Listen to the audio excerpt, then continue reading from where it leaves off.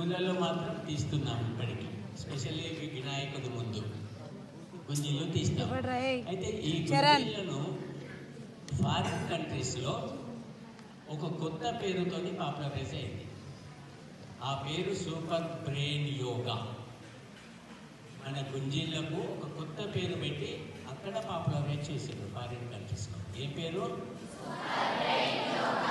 Super brain yoga. It is yoga for the brain. మన మెదడుకు యోగా అనేటువంటి ఆలోచనతోని ఈ యొక్క అంశాన్ని పాపులరైజ్ చేశారు.